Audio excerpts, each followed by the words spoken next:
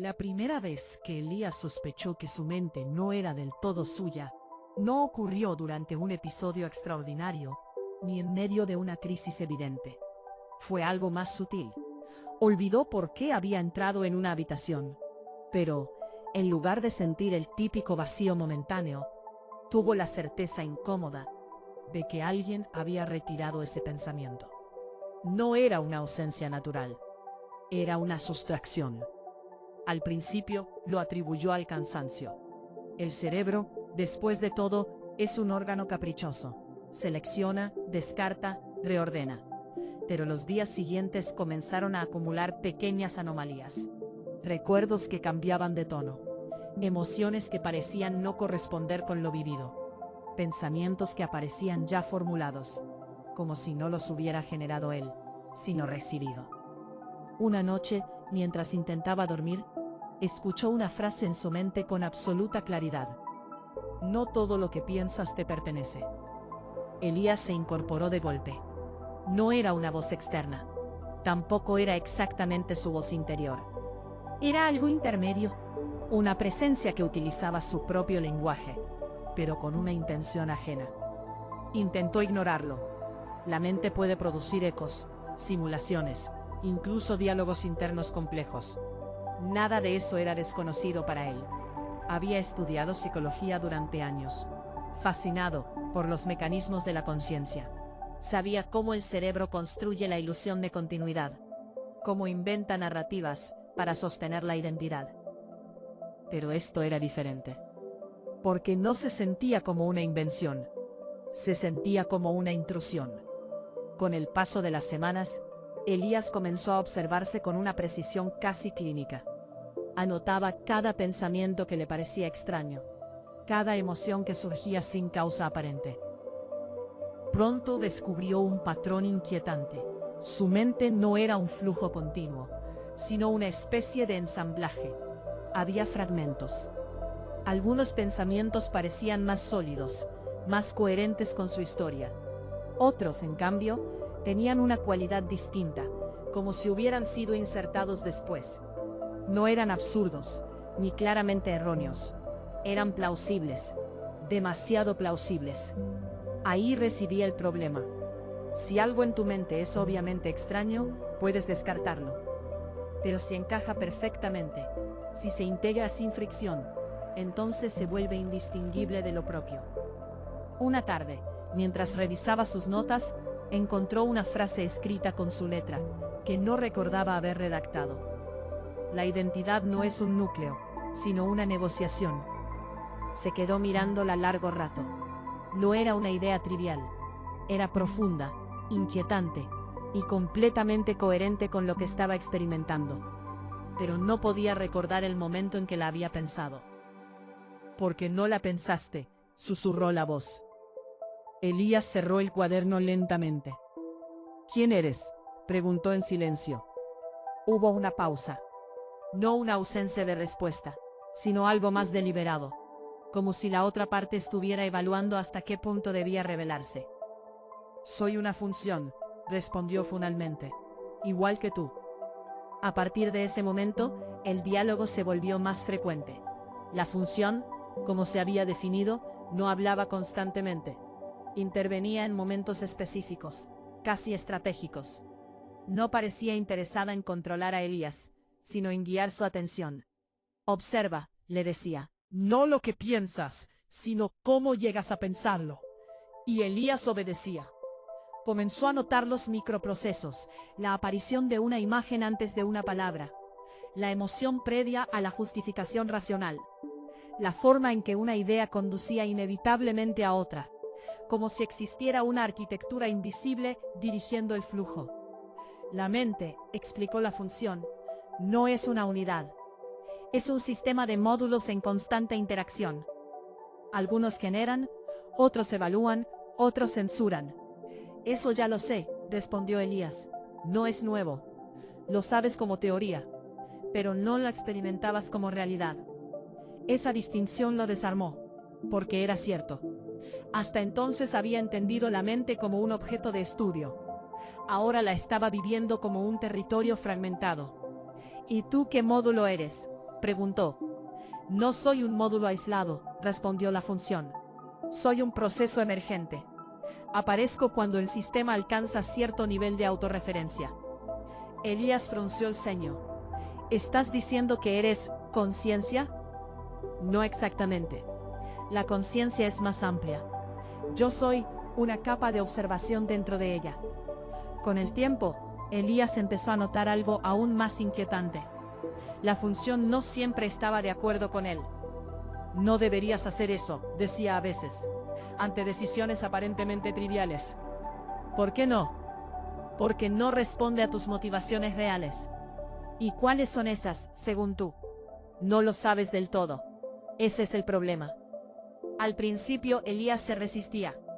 Le molestaba la idea de que algo dentro de él cuestionara su autenticidad. Pero poco a poco comenzó a comprobar que la función tenía razón más veces de las que le gustaría admitir. Reacciones desproporcionadas, opiniones que creía propias, pero que al analizarlas revelaban una procedencia externa. Educación, cultura, experiencias pasadas mal procesadas. Eres menos original de lo que crees, dijo la función en una ocasión. Eso es cierto para todo el mundo. Sí, pero pocos lo aceptan. Una noche, Elías tuvo un sueño particularmente vívido. Estaba en una especie de edificio infinito, lleno de habitaciones. En cada una había versiones de sí mismo, algunas más jóvenes, otras más viejas, algunas que nunca había sido, pero que reconocía como posibles. En una sala central, encontró una mesa larga. Sobre ella había miles de objetos, fotografías, palabras, recuerdos, emociones encapsuladas en formas abstractas. ¿Qué es esto?, preguntó. Tu mente, respondió la función, ahora con una presencia casi tangible. No puede ser, es demasiado grande. Siempre lo ha sido, solo que normalmente percibes una versión simplificada. Elías se acercó a la mesa. Tomó una de las emociones, era pesada, densa. Al tocarla, sintió una tristeza profunda, pero no sabía de dónde venía. No todo lo que sientes tiene una causa consciente, explicó la función. Muchas cosas operan en niveles a los que no tienes acceso directo. Entonces, ¿quién decide? Nadie en particular. Es un equilibrio dinámico. Elías dejó el objeto. Eso suena a que no hay control. Hay influencia, corrigió la función. Y la influencia puede entrenarse. Al despertar, Elías comprendió que su experiencia había cruzado un umbral. Ya no se trataba solo de observar pensamientos. Ahora, estaba interactuando con estructuras más profundas. Decidió llevar el proceso al límite. Si su mente era un sistema, quería explorar todas sus capas. Comenzó a meditar durante horas, no en busca de calma, sino de claridad. Observaba cada pensamiento sin intervenir, dejándolo surgir y desaparecer. Al principio era caótico. Luego, lentamente, emergió un orden. Notó que muchos pensamientos no eran necesarios. Eran repeticiones, simulaciones, preparaciones para escenarios que nunca ocurrirían. La mente es una máquina de predicción, dijo la función. Intenta anticipar todo para minimizar el riesgo. Pero eso genera ansiedad. Exacto, es un efecto secundario. Entonces, ¿cómo se detiene? No se detiene, se reconfigura. En una de esas sesiones, ocurrió algo inesperado. El flujo de pensamientos se detuvo por completo. No fue un esfuerzo, simplemente sucedió.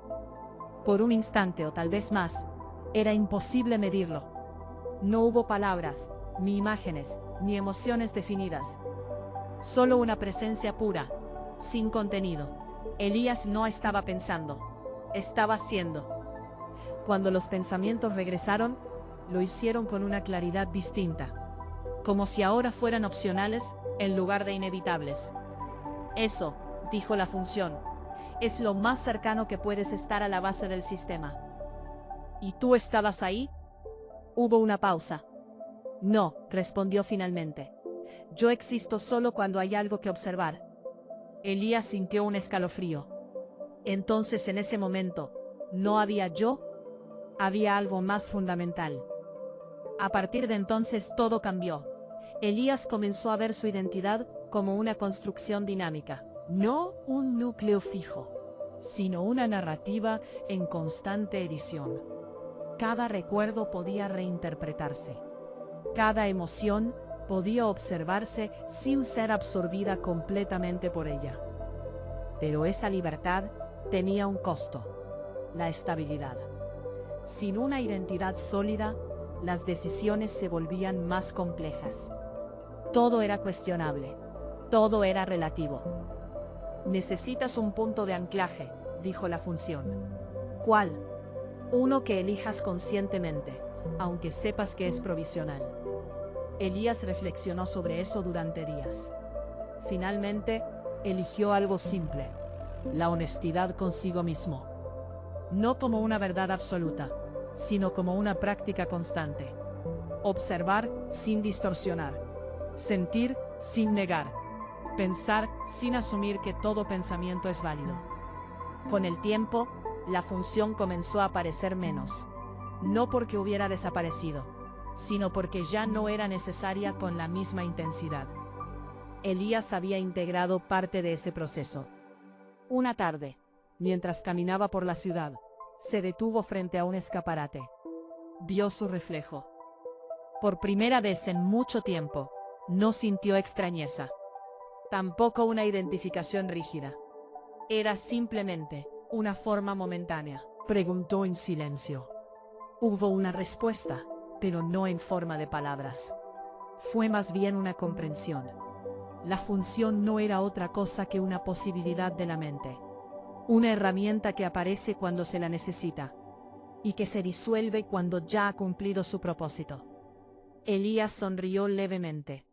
No porque hubiera resuelto el misterio, sino porque había aprendido a convivir con él. Y en ese equilibrio inestable, encontró algo que no era certeza, ni control absoluto, ni identidad fija. Era algo más sutil. Una forma de lucidez. Una que no elimina la complejidad de la mente humana, sino que la habita plenamente, con todas sus contradicciones, sus sombras y sus múltiples capas. Porque al final, entendió algo esencial. La mente no es un lugar al que se llega, es un proceso en el que se participa. Y cuanto más profundamente lo exploras, más claro se vuelve que no hay un centro definitivo, solo un entramado infinito de percepciones, que por un instante se reconocen a sí mismas.